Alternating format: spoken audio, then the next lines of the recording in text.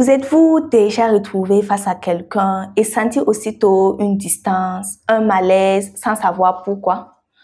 On dit souvent « je ne le sens pas ». Cette réaction que les psychologues appellent antipathie naturelle nous arrive à tous. Parfois utile, parfois gênante, elle influence nos relations au travail, en famille ou dans nos amitiés. Mais d'où vient-elle exactement? Est-ce un instinct, une émotion ou le reflet de nos expériences passées? Ce soir, avec Monsieur Zumbise Dakio, psychologue clinicien, nous allons décrypter ce phénomène universel et comprendre ce qu'il dit de nous et de nos relations avec les autres. Bonsoir, Monsieur Dakio. Oui, bonjour, mademoiselle Compaoré. Merci d'avoir accepté notre invitation. Je vous en prie. Merci à vous pour l'invitation adressée à mon humble personnalité. Je vous en prie. Alors, Monsieur Dakio, quand on dit « je ne sens pas quelqu'un », sans raison, qu'est-ce que cela traduit réellement? D'accord. Donc, déjà, bonsoir aux téléspectateurs. Je ne sens pas quelqu'un, c'est quelque chose qui nous est déjà arrivé quasiment à tous. Voilà. Ça, chez nous en psychologie, ça a un lien plus avec une réaction émotionnelle. Et cette réaction est la plupart du temps immédiate au bout de quelques secondes ou bien moins d'une seconde même que nous côtoyons la personne. Et elle est également inconsciente parfois. On ne sait pas pourquoi, mais on ne sent pas la personne, on ne porte pas la personne à cœur, on n'a pas une affectivité positive qu'on développe pour cette personne. Donc, la plupart du temps, c'est au niveau du cerveau que ça se joue. Voilà, le cerveau, au bout de quelques secondes, avec la personne, analyse des situations, peut-être l'habillement, les mimiques, la morphologie, parfois même la voix ou le parfum de la personne. Et au bout de quelques secondes, le cerveau fait un jugement affectif qui nous amène très souvent à dire « je ne sens pas cette personne, je n'aime pas la personne ». D'accord. Et ça dit que l'antipathie naturelle est liée au cerveau et à l'inconscient et à nos émotions. Oui, c'est plus un processus en lien avec le cerveau émotionnel, à savoir l'amygdale, qui est vraiment le centre de nos émotions. Lorsque nous sommes en face d'une personne, dans ce genre de situation, c'est le cerveau émotionnel en fait qui prend le dessus et qui dicte la conduite à tenir, quitte à ce que l'information n'ait pas le temps de passer par tout ce qui est étape nécessaire à la rationalisation de l'information, de l'émotion, pour qu'on puisse savoir réellement le pourquoi on n'aime pas la personne. Parce qu'on n'aime pas le cerveau émotionnel, dit tout simplement la personne ne me plaît pas, dégage les hormones, les émotions qui est en lien avec cette sensation. On n'a pas le temps réellement d'analyser l'information comme il se doit pour lui donner un sens adapté. Également, ça peut avoir un lien avec nos schémas de pensée, parce que tout un chacun, nous avons nos manières de voir les choses, d'analyser et nos rapports que nous avons eus de par le passé, que ce soit dans la société et notre vie psychique interne. Donc, le fait de voir quelqu'un, on peut faire tout simplement une projection. Une projection, elle vous rappelle une mauvaise expérience, une personne que vous avez côtoyée à un moment donné de votre vie que vous n'avez pas aimé, et sur le champ, vous n'aimez pas la personne, vous développez une antipathie à l'endroit de cette personne. Est-ce qu'il n'y a pas des cas où ce n'est pas lié à tout ce que vous avez cité? Ou c'est naturel? Naturel. Naturel, c'est que il y a toujours que le cerveau intervient. Parce que même si on parle de naturel, ce sont des hormones, ce sont au niveau de l'amygdale que le travail se fait. Donc, naturel, oui, peut-être, mais il y a un élément déclencheur qui est là et qui peut être toujours retrouvé dans l'histoire, dans la vie de la personne, à travers ses expériences, à travers son milieu, etc.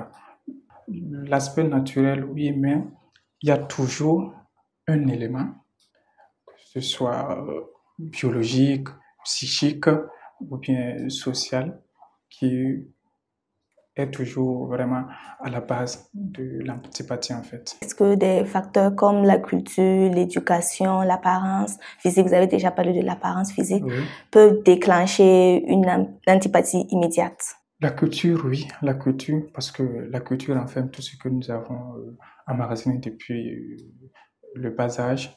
Donc, tout ce qu'il y a comme jugement, tout ce qu'il y a parfois comme préjugés, stéréotypes, stigmatisation peut-être envers d'autres couches, d'autres personnes,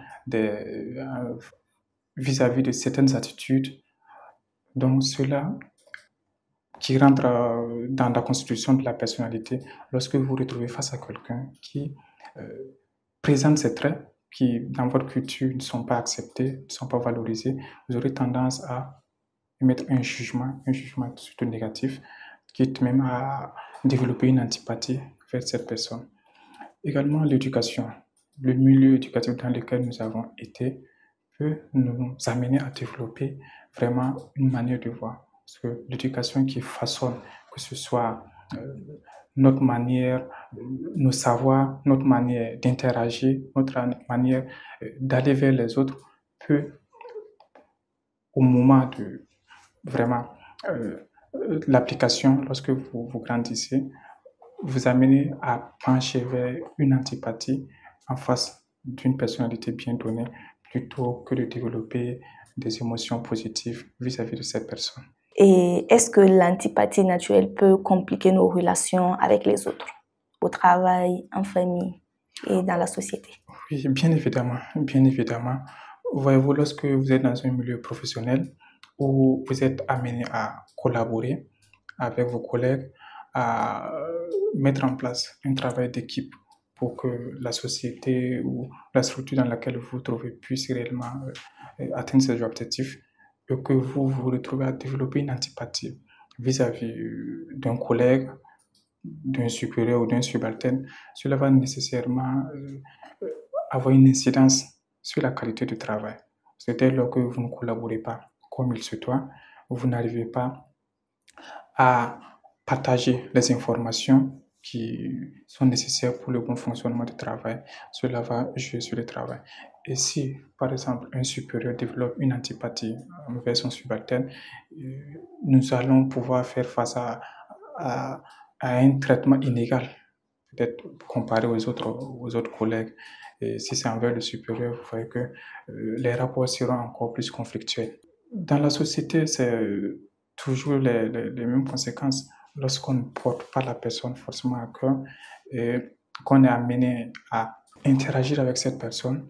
Il va de soi qu'on ne puisse pas réellement être à l'aise. Dès lors que vous êtes dans un environnement où vous n'êtes pas à l'aise, vous n'avez pas la possibilité d'être rassuré, c'est tout à fait compliqué. Parce que l'antipathie chez certaines personnes, vu que c'est suite à des expériences, certains ont peur, certains se diront, ah, je n'aime pas, peut-être parce que la personne, au fond d'elle, a peur que la personne qui est en face de moi me fasse du mal, que la personne qui est en face de moi me fasse telle ou telle chose. Donc, cela peut compliquer les relations d'un point de vue social. Et même au sein des familles, prenons l'exemple tout simplement d'une belle fille qui arrive dans une famille mais une antipathie qui s'installe vis-à-vis d'un membre de sa belle famille. Vous voyez que ce sera très compliqué. Ce sera très compliqué pour elle. Et les gens iront sûrement à dire qu'elle n'aime pas telle personne, elle n'aime pas ma famille, tout. Alors qu'en fait, il y a un problème sous-jacent qu'il faut démêler.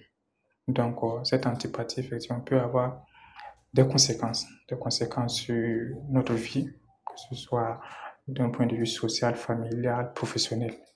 Voilà. Mais il n'y a pas que des conséquences négatives. Il n'y a pas que des conséquences négatives, parce que parfois, vu son aspect inconscient, c'est la plupart du temps un mécanisme en fait, un mécanisme de défense que le cerveau met en place pour protéger l'individu. On a tendance à se protéger, on évite d'aller vers la personne, on a peur de la personne parce qu'on a peur que cette personne fasse une intrusion dans notre bulle de sécurité. Donc, nécessairement, lorsque la personne vient à confirmer ses craintes, on peut dire que l'antipathie peut souvent nous protéger, nous éviter certains désagréments. D'accord, j'ai bien envie de poser une question qui me taraude l'esprit. D'accord. Est-ce que l'antipathie naturelle est une maladie? Une maladie, je n'irai pas jusqu'à là. Je n'irai pas jusque-là. Une réaction émotionnelle vis-à-vis d'une personne, d'une situation, d'un groupe peut-être, mais une maladie, non. Voilà, ce n'est pas une pathologie, c'est une réaction émotionnelle. On peut rechercher les causes de cette réaction, travailler sur les causes. La plupart du temps, la personne peut le faire elle-même, mais ce n'est pas une maladie en fait. Dans le cas où une personne fait l'objet d'antipathie naturelle chez les autres, je prends un exemple. Par exemple, moi, et plusieurs personnes me voient et directement ils ont ce sentiment-là. Pas une seule personne, mais plusieurs personnes. Qui ont ce sentiment. Est-ce que je disais, l'antipathie, en fait, la source est multiple. Il y a plusieurs raisons. Peut-être cela peut être dû à votre manière de regarder ou bien à votre visage. Voyez-vous, le cerveau humain est très rapide pour déceler les micro-signaux. Donc, tout visage donne des signaux. La personne soit contente, la personne soit triste, renfermée. Lorsque nous voyons un visage, notre cerveau, déjà caricature la personne. Le cerveau arrive à déceler ces micro-signaux pour nous dire, voici, la personne qui est là semble être triste, semble être mécontente. Donc, comment réagir vis-à-vis de cette personne? Il ne faudrait pas se rapprocher au risque de se retrouver à prendre des pots cassés, à prendre les difficultés de l'autre. Donc, on se replie. La plupart du temps, lorsque cela arrive, peut-être ce que j'ai observé, la plupart du temps, ça peut être dû aux réactions faciales de la personne, en fait. On a des gens qui sont beaucoup plus ouvertes, souriantes, et il y a d'autres également qui, généralement, ont des visages beaucoup plus fermés. Et lorsqu'on fait face à quelqu'un qui a un visage très fermé, le premier réflexe, c'est de mettre la distance. Mettre la distance pour se protéger soi-même. Donc, plusieurs personnes peuvent avoir le même comportement lorsqu'ils font face à quelqu'un qui a une mine un peu plus serrée. Donc, il y a des raisons qui peuvent expliquer cela. Vous pouvez peut-être demander aux uns aux autres pourquoi ils ont eu la même réaction. Ah non, c'est juste une question, pas forcément moi-même. D'accord. D'accord, et c'est peut-être au-delà de tout ça, il peut y avoir des jugements injustes, des malentendus. Oui, il peut facilement y avoir des jugements, des malentendus, dans la mesure où l'aspect, si c'est inconscient, on fait un transfert sur la personne, on peut attribuer à cette personne un comportement ou bien des intentions qui ne sont pas vraiment ce qui est là. Voilà. On peut voir quelqu'un avoir peur de la personne, développer l'antipathie sur la base d'une crainte. Un exemple simple, dans la société, parfois, vous voyez certains qui sont beaucoup plus rattachés à la culture, à tout ce qui est science un peu occulte.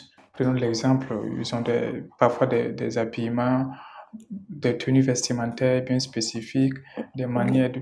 Donc, lorsqu'on voit, la personne peut facilement développer une antipathie, mais sur la base de la crainte. J'ai peur.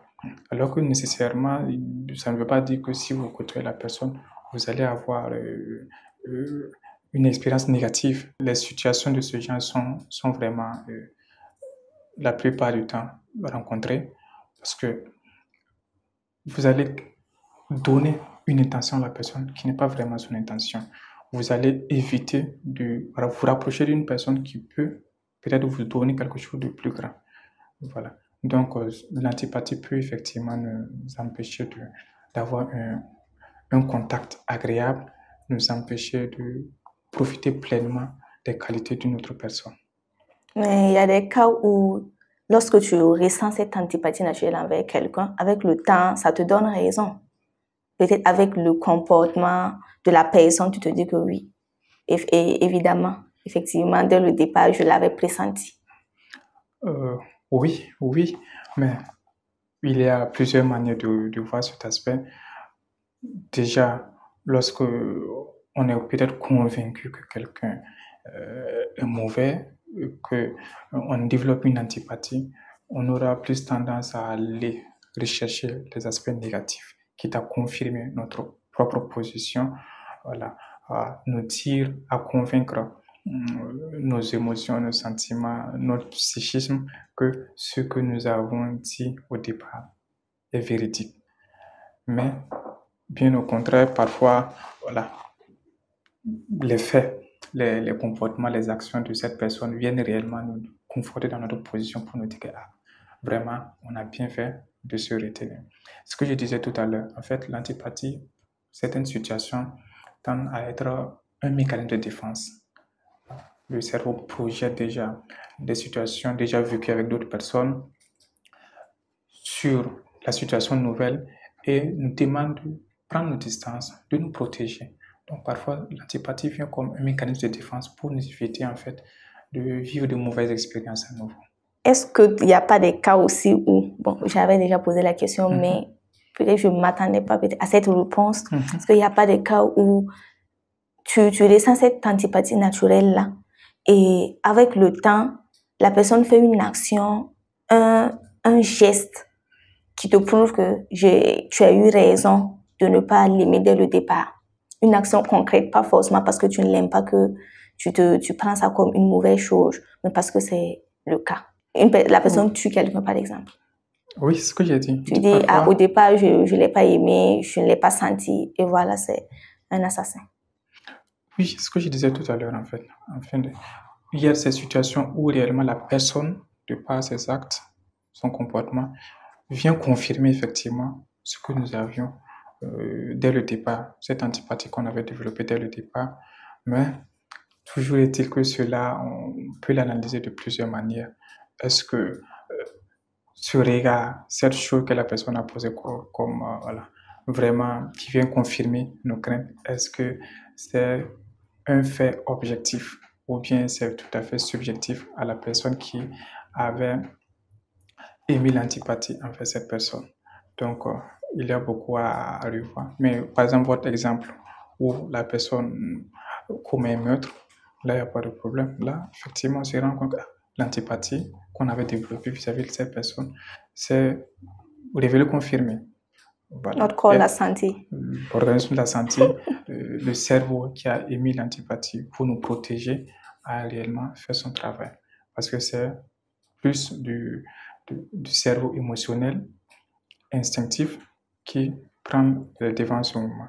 Donc, notre cerveau a su nous protéger vis-à-vis d'un danger qui vient. D'accord, donc ça va nous empêcher les relations toxiques ou malsaines. Oui. Parfois, lorsque la première impression n'est pas du tout agréable, pas du tout intéressante, ça peut présager des relations qui ne vont pas aboutir. Donc, voilà. Mais toujours, la plupart du temps, ça peut être en lien avec une expérience vécue, une situation du passé qui nous amène à prendre nos précautions en fait. D'accord. Mais qu'est-ce que vous préconisez quand on se fie à cette impression-là, cette première impression-là? Toujours est-il qu'il faut trouver l'équilibre. Il y a cette première impression qui est là, d'accord, c'est de façon immédiate, inconsciente, c'est venu, vous prenez, mais il faut côtoyer la personne. Il faut côtoyer la personne parce que cette antipathie, elle est inconsciente la plupart du temps. Vous n'avez pas eu le temps d'analyser les informations en lien avec ça. Donc, prenez le temps, côtoyer la personne pour retrouver les informations que vous recherchez, pouvoir analyser certaines choses et quitte à confirmer ou bien infirmer cette sensation de départ. D'accord. Et vous avez parlé tantôt de préjugés et autres. Comment reconnaître que notre antipathie est basée sur les préjugés? Souvent, on n'a pas conscience de cela. D'accord. Déjà, en face d'une personne, il faut se demander le pourquoi. D'accord. J'ai développé une antipathie vis-à-vis de cette personne. Je n'ai pas aimé la personne dès les premiers temps. Pourquoi?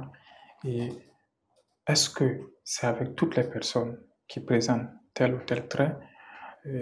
Est-ce que je ne pourrais pas aller au-delà de cette antipathie si j'apprenais à mieux connaître la personne. La plupart du temps, on développe cette antipathie parce qu'on n'a pas une grande connaissance de la personne qui est en face de nous. C'est lorsque vous apprenez à connaître la personne, vous vous rendez compte que j'ai développé une antipathie dès le départ qui n'avait pas raison d'être en fait. Ce sont nos craintes, nos peurs en fait qui ont fait que dès le départ, nous nous sommes braqués et nous avons refusé d'aller dans la relation. Donc, c'est préférable de côtoyer la personne, avoir un regard beaucoup plus objectif pour pouvoir prendre une décision rationnelle. Mais comment est-ce qu'on peut transformer cette antipathie-là en respect, voire en sympathie? Transformer en respect, en sympathie, est-ce qu'on va transformer? Je pense qu'elle évolue d'elle-même. Voilà, elle évolue puisque nous sommes dans un domaine émotionnel avec des émotions qui s'imposent d'elles-mêmes. Il faut qu'on puisse donner le temps au cerveau rationnel d'apporter sa touche dans l'analyse, dans l'interprétation que nous avons eu à faire dès le départ. Donc, côtoyer la personne, apprendre de la personne, parce que dès le départ, vous voyez, vous avez cette impression, vous avez peur, rapprochez-vous pour vous rassurer que réellement cette peur, cette crainte que nous avons développée dès le départ est vraie. On ne dit pas d'aller vous brûler les ailes, on dit de vous rapprocher pour voir est-ce que c'est vraiment rationnel. Mais si vous vous approchez, vous pouvez vous rendre compte que non, en fait, je l'ai jugé trop tôt. La plupart du temps, c'est ce que les gens disent. Je l'ai jugé trop tôt. Au bout, la personne n'est pas comme ça. D'accord. Voilà. Mais est-ce qu'il n'y a pas des cas où ça reste éternel? Oui, Où rien ne peut changer cela? Il y a des cas où ça perdure dans le temps. Ça dure dans le temps. Pas dire que ça reste éternel. Parce que si un travail est fait, on peut changer tout cela. Il n'y a pas cette situation, ce comportement sur lequel on ne peut pas travailler. Et dans ce genre de cas-là, est-ce qu'il faut aller voir un psychologue? Ou bien soi-même, on peut relever cela? Oui, dans ce genre de situation, déjà soi-même, il y a des exercices à faire. Se comprendre soi-même, une introspection, une analyse de ses réactions. Pourquoi je fais ceci? Pourquoi à chaque fois je réagis comme ça devant tel type de personne? Déterminer même l'origine de la difficulté et petit à petit, la personne elle-même peut travailler là-dessus. D'accord. Monsieur Dakio, lorsqu'on voit une personne pour la première fois et qu'on ne la sent pas, quelle attitude adopter face à cette personne? Lorsque vous voyez pour la première fois une personne, vous ne la sentez pas, la meilleure des attitudes, c'est de ne pas réagir sur le coup. Voilà. Prendre du recul, en fait. Prendre du recul vis-à-vis de cette sensation, de cette émotion instantanée que nous avons développée pour mieux analyser la personne, mieux connaître la personne avant de prendre une décision. Donc, on ne doit pas discuter avec la personne, serrer la mine avec la personne, parce que souvent, peut-être, tu ne peux pas faire semblant. Ça se ressent. La personne peut-être va ressentir que tu ne l'aimes pas.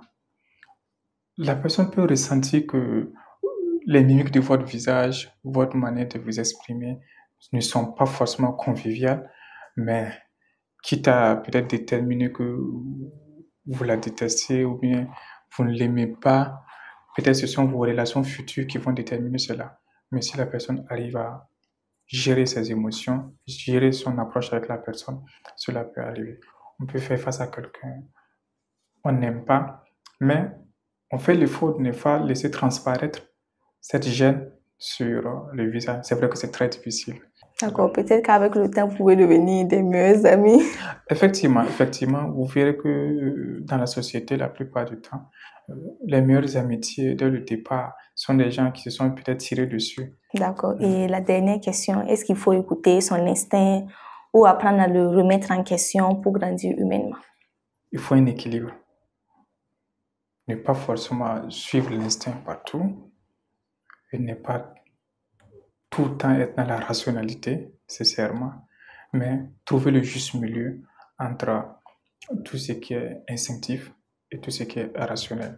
Parce que ce soit instinctif ou rationnel, c'est le même cerveau, de par ses composantes, qui gère ces différentes instances. Donc, il faut que la personne puisse prendre du recul. Lorsqu'on a une réaction instinctive, prendre le recul, appeler la rationalité, réfléchir pourquoi, et trouver l'équilibre qu'il faut. D'accord. Merci beaucoup, Monsieur Dakio, J'en pour prie. toutes ces réponses. On a beaucoup appris. Et en tout cas, je crois que nos téléspectateurs également. Parce que la personne qu'on ne sent pas aujourd'hui, on peut la sentir demain. Merci pour votre présence sur notre plateau. Et on espère vous revoir très bientôt pour une troisième fois. Parce que j'ai omis de le préciser, il était là déjà pour une émission. On a parlé du rôle de l'aîné. Merci à vous pour l'invitation. J'espère que ma contribution pourra aider les uns les autres dans leurs relations d'un point de vue social. Merci. L'antipathie naturelle n'est pas seulement un rejet de l'autre. Elle nous parle aussi de nous-mêmes, de nos limites, de nos expériences, de nos émotions. Apprendre à l'écouter sans la juger, c'est apprendre à mieux comprendre les autres et à mieux se comprendre soi-même. Merci de nous avoir suivis. Rendez-vous le mardi prochain pour un nouveau numéro de votre émission Question d'existence.